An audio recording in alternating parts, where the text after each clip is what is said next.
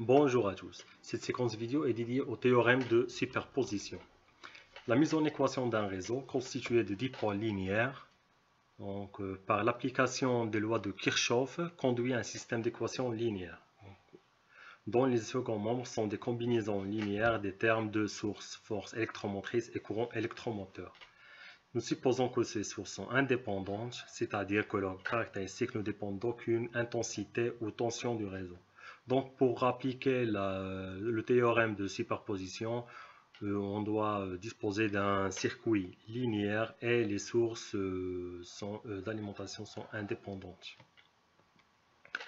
Ainsi, l'état électrique du circuit représenté dans cette figure, alimenté par deux sources, dont vous avez la force électromotrice E et le courant électromoteur iota, satisfait les deux équations de maille. Donc en appliquant la loi des mailles dans cette maille, vous avez E, vous avez le courant I1 qui parcourt la résistance R1, donc vous avez la tension UR1.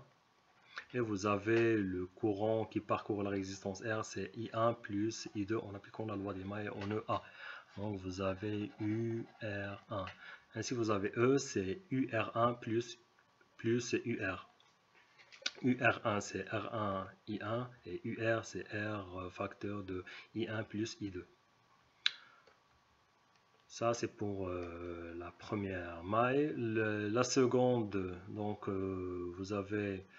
Donc on applique cette maille. Vous avez le courant qui parcourt I1, I2 qui parcourt R. Vous avez la tension UR plus la tension UR2. Donc il vaut R2 multiplié par le courant I2. Et vous avez donc le courant I3 qui parcourt la résistance R3. C'est le courant iota moins I2. Donc I3 c'est iota moins 2. Donc UR3. Ainsi vous avez UR plus UR2 moins UR3 vaut 0. Donc UR c'est R I1 plus I2, R2 c'est I2, UR2 c'est R2 I2 et vous avez moins R3 c'est iota moins I2. En recoupant ces deux équations, vous avez, vous avez le E, c'est R1 plus RI1 plus RI2. Vous avez R3 iota, c'est RI1 plus R2 plus R3, le tout multiplié par I2. On peut écrire ces deux équations sous une forme matricielle. Donc vous avez E et R3 iota. C'est une matrice multipliée par un vecteur des intensités, donc I1 et I2. Puisque vous avez les deux sources sont représentées par en fonction de I1 et I2. Vous avez ici I1 et I2. Donc E c'est R1R fois I1. Donc vous avez R plus R1 plus R fois I2. Donc R pour R3 iota. Donc c'est R I1, donc ici vous avez R, et R plus R2 plus R3 multiplié par I2. Donc ce système peut se mettre sous la forme matricielle, donc S, R, I. S c'est un vecteur source, donc qui est E et R3 iota.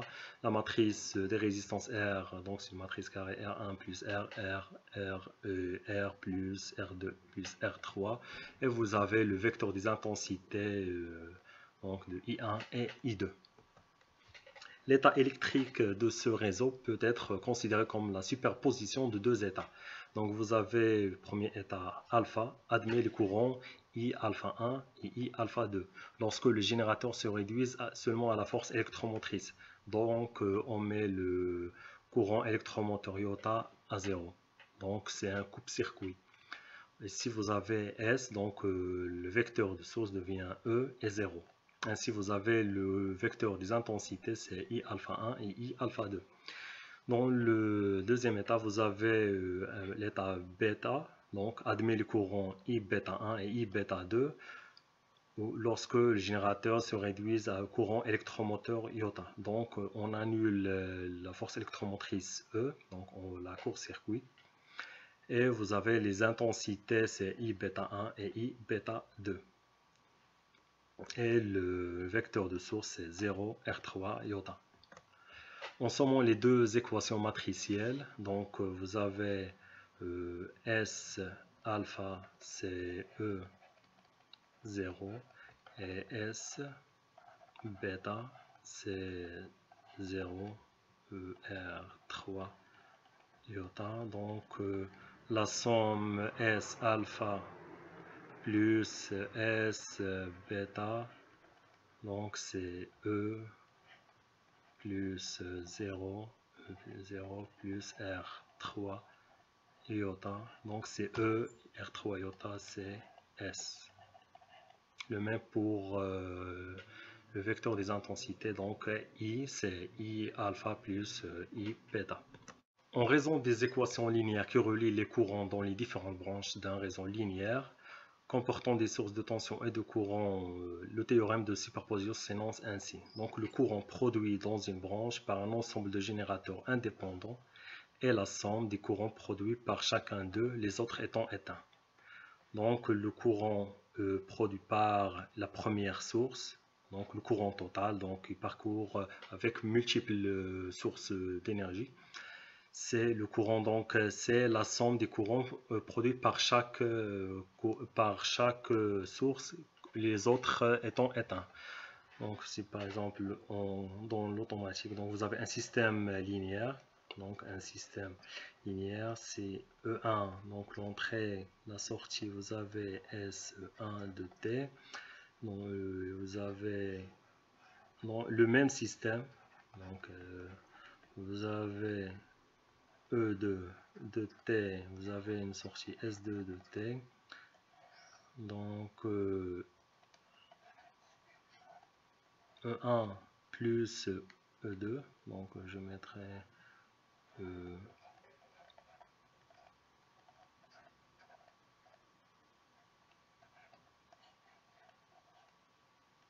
système linéaire, donc vous avez E1 de T et E2 de T, vous avez la sortie S qui vaut S1 de T plus S2 de T. Donc le E1 et le E2 dans notre exemple, c'est le courant électromoteur et la force électromotrice, et le S, c'est le courant. Donc vous avez S1, donc le courant lorsqu'on applique que la force électromotrice et on éteint le courant électromoteur, et S2, c'est le courant lorsqu'on éteint la force électromotrice et on n'a que le courant électromoteur. Ainsi, le courant total, c'est la somme des deux courants. Calculons l'intensité, donc un exemple, calculons l'intensité du courant qui parcourt la résistance R, donc la branche AB. Vous avez donc, nous avons les valeurs de résistance R1, R2, R, R3, et la force électromotrice E et le courant électromoteur iota. Donc, dans l'état alpha, donc la source de courant est passive. Donc, on coupe-circuit la source iota, donc un circuit ouvert. Et on en garde que la force électromotrice E. On calcule le courant, donc avec FEM seul, donc on nomme I alpha de AB. Donc pour déterminer le courant, on doit calculer la tension UAB alpha. Donc pour déterminer UAB, on applique le diviseur de tension. Donc vous avez la résistance R1 en série avec la résistance de R2 en série avec R3, le tout en parallèle avec R, donc résistance équivalente. Donc vous avez le schéma équivalent, donc le montage équivalent, vous avez E, une résistance R1 et vous avez une résistance équivalente, donc qui vaut R en parallèle avec R2 plus R3. Ça, c'est c'est la tension UAB. Ainsi, donc, vous avez donc I alpha AB, c'est UAB divisé par R. Le UAB, on applique le diviseur de tension. Donc la résistance équivalente R2 plus R3, je parallèle avec R.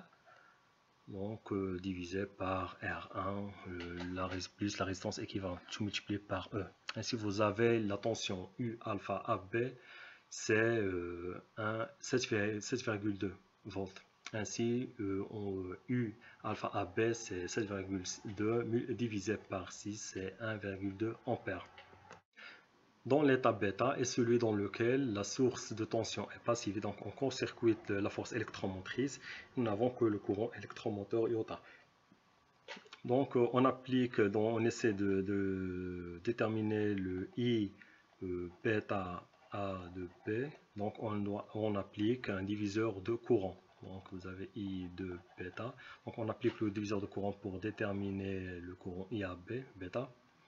Et pour déterminer I2 bêta, on applique un diviseur de courant. Vous avez iota et vous avez un diviseur de courant, vous avez le R3 en parallèle avec R1 en parallèle avec R, le tout en série avec R2. Donc c'est la résistance équivalente pour déterminer le courant I2 bêta. Donc on travaille avec des conductances pour simplifier l'écriture. Vous avez donc le I2 bêta, c'est iota, on applique un diviseur de courant. Vous avez R1 en parallèle avec R, le tout en série avec R2. Donc, et vous avez le R3. Ainsi, vous avez c'est G'2 sur G'2 plus G3. G'2, c'est la conductance de la résistance R'2 qui vaut R2 en série avec R en parallèle avec R1. Ainsi donc vous avez R, donc on divise ici par G'2, donc vous aurez 1 G3 sur G'2, G3 sur G'2 c'est R'2 divisé par R3. Donc vous avez R'2, donc c'est cette résistance là. On calcule le courant I de bêta et vous avez 0,9 ampères. Le deuxième diviseur de courant, donc vous avez le déterminé I bêta AB, donc c'est G sur G plus 1, donc ce diviseur de tension, diviseur de courant. Ainsi, vous avez le courant I bêta AB, c'est 0,3 ampères. Ainsi, le courant total, donc I AB, c'est la somme des deux courants. I alpha AB plus I bêta AB. Donc, qui vaut 1,5 ampères. On passe maintenant à multisim pour vérifier les résultats. Donc, je lance la simulation. Vous avez la force électromotrice E, vous avez le courant électromoteur iota et les résistances. Donc, le courant qui parcourt la résistance R avec la présence des deux sources, c'est 1,5 ampères qu'on vient de calculer.